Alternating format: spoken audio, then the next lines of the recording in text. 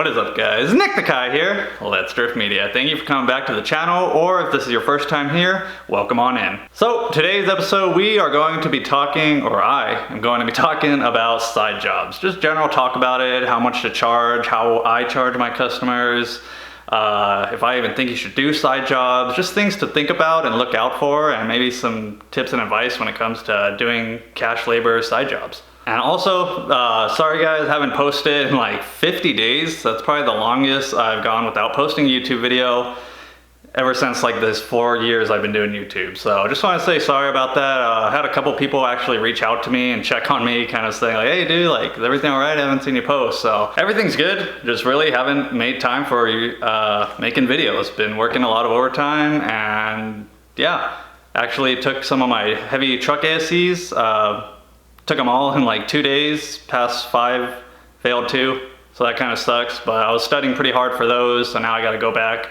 take those other 2, so I become truck master, and then hopefully move up in my current job to a lead technician, get to do some more fun stuff at work. So that's my little update for you guys. Everything's good. Appreciate y'all. So my thoughts on side jobs. I'm not doing like side jobs left and right like some people out there. I have done a lot of side jobs, but I've definitely slowed down. So I'm not like running like my own shop right here, but I've still done enough side jobs where I think you guys could pick up some tips or two. But I would say the main thing to think about when it comes to side jobs is really, are you capable of doing that job that you're taking on? Do you have the time to do it? And do you have the tools and equipment and resources to do that job?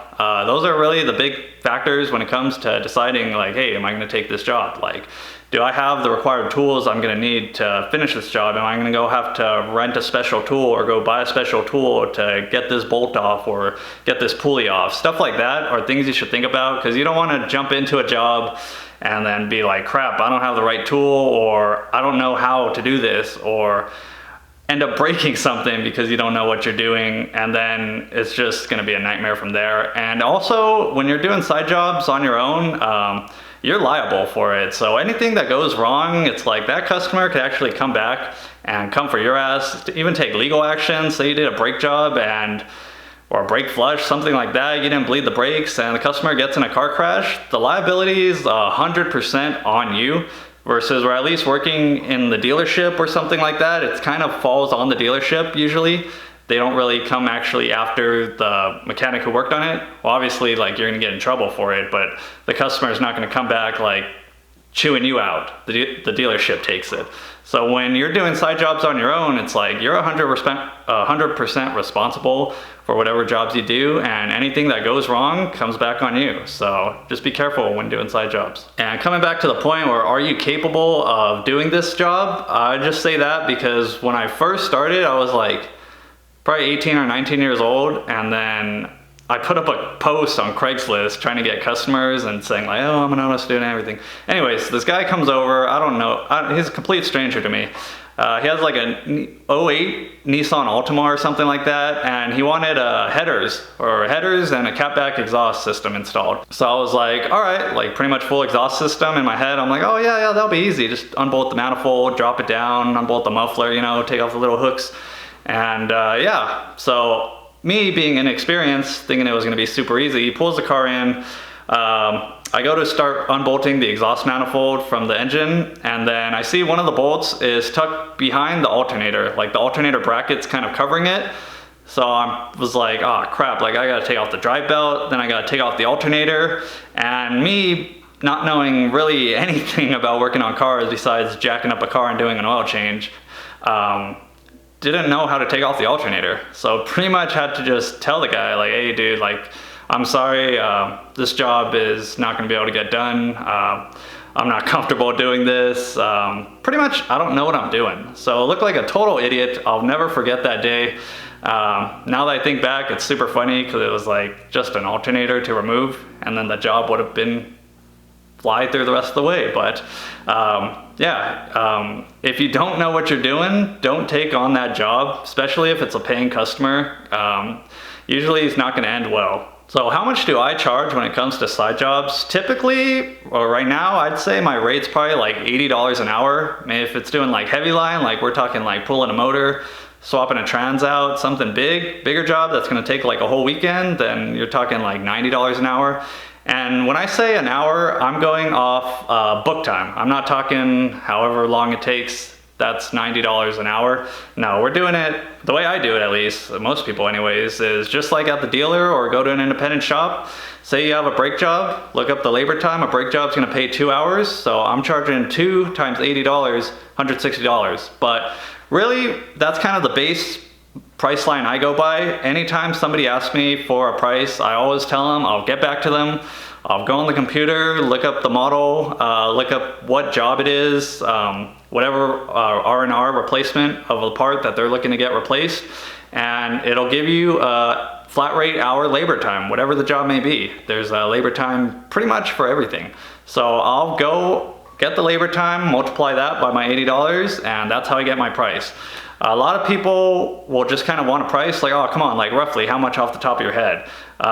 If it's something that like, obviously like a brake job or like an oil change, trans service, coolant flush, something like that, it's like, I kind of already know in my head around what it's gonna be, but it's always good to double check because there are some jobs that you might think are gonna just take like an hour, and really it's like a 4-hour job because you have to remove so many other parts to get to that part. So definitely always want to double check the labor before you give a price, because once you give that price in that customer's head, they're like, okay, no, you said it was going to be this much, like now you're going to charge me this much and rip me off, like what the heck?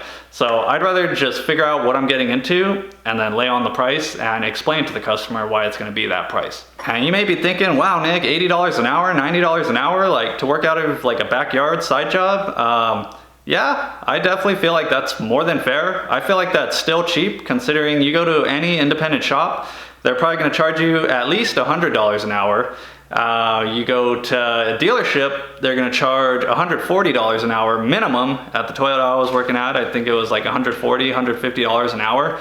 So $80 is definitely cheap. And the way I see it also is I was working at the dealership, so it's like I kind of got to my customers, if they would question it, it's like, dude, you're gonna take your car to Toyota, you're gonna pay double what I'm charging you, and they're gonna take a lot longer than what I'm taking, and also the guy who's doing it's probably not really gonna give a shit about your car or you. They're just trying to flat rate it out to make that money. Whereas when I get a side job, it's gonna be done a lot faster than the dealership does it, and it's gonna be done right, and I'm gonna cover it where anything goes wrong. I'm gonna repair it, replace what I broke, back up my work pretty much. And I would say definitely I do though give a lot more care when it is a side job at my place, because like I said, it's all my name on the paper. So there's no one else to blame if something goes wrong, and the customer will bring it back. They know where you live, so it's definitely, I would say I take a lot more pride when it comes to my own personal side jobs versus when I was at the dealership, just seeing every car as a number versus actually having a customer's face with the car when it comes to side jobs. More of a personal, I would say, relationship, I guess. Another little point I'd like to touch on when backing up your work is anytime I do a job, I always let the customer know that, look, I'm warranting the labor, but not the part. So pretty much if the part fails, you got a cheap part, you bought an AutoZone part, and the part breaks, and you want me to replace it again, you're gonna have to pay for that again because that's the part's fault, that's not my fault. But for example, say I installed a part incorrectly, something starts leaking, that's my fault. Yeah, I'm gonna take care of it and I'm gonna fix it for free. But that's just something you really gotta get through with the customer, is just communication. Like let them know, like, hey dude, like I'm backing up my labor, like anything that I do, but if your part fails, that's not my fault. So say even if a customer buys like a used engine, I'll let them know like, hey dude, I'll put this engine in, but say we go to start the engine and it has rotten out because you bought a bad engine, that is not my fault. Like, I'm sorry to say, it does suck, you bought a bad engine, but I still put in the labor to put that engine in, and it's not my fault that you bought a bad engine. So communication is really key, because you don't want to not say anything. You put it in, let the customer know, hey dude, you bought a bad engine, like it's not good. Like more than likely they're gonna expect you to put another engine in and kind of blame it on you.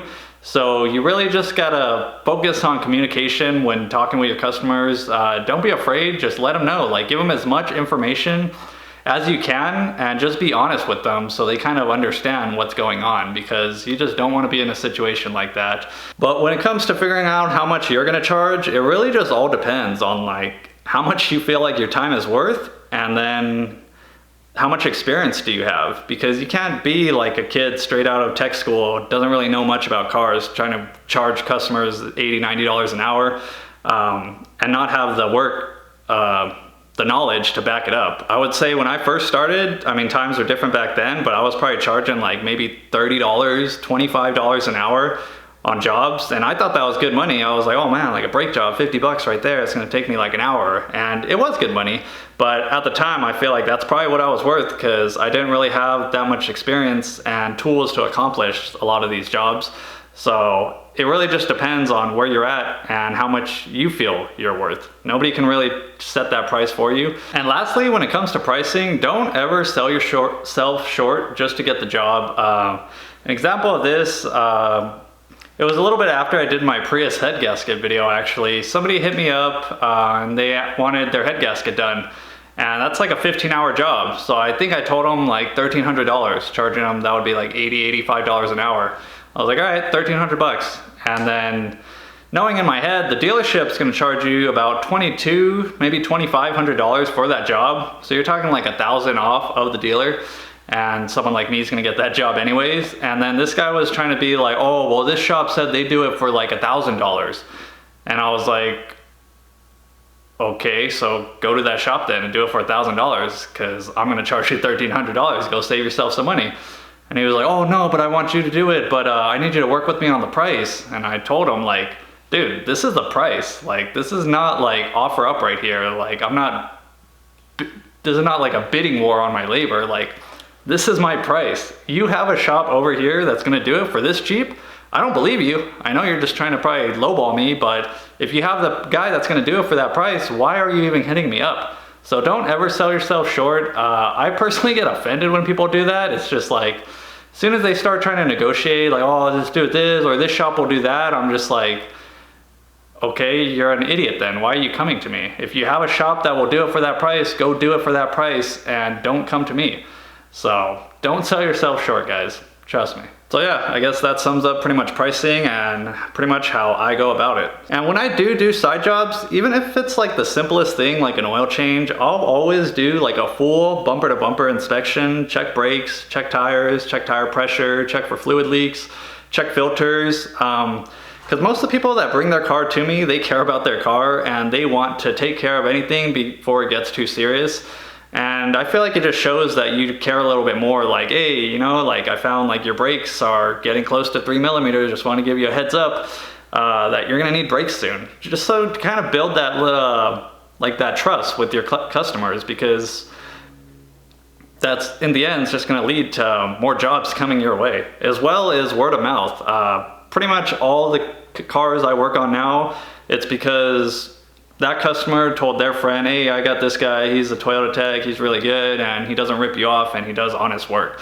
So doing honest work, not ripping people off, really just will help bring in customers and help spread it word of mouth, because that's pretty much how like side jobs go, word of mouth. Hey, I got a buddy, hey, I got a buddy, hey, I got a buddy. That's kind of how it works, and that's how you kind of get more and more customers. So yeah, that's pretty much just what I want to talk about. Kind of just went off a whim here, wanted to talk about side jobs just because I haven't really done a video on it. So feel a little rusty since I haven't posted in so long. Probably forgot some stuff and I'll realize when I go to edit it. But hopefully we can continue on the weekly schedule, guys. We got a couple more product giveaways coming up, so stay tuned. And hope you guys have a great rest of your week. Catch you guys later.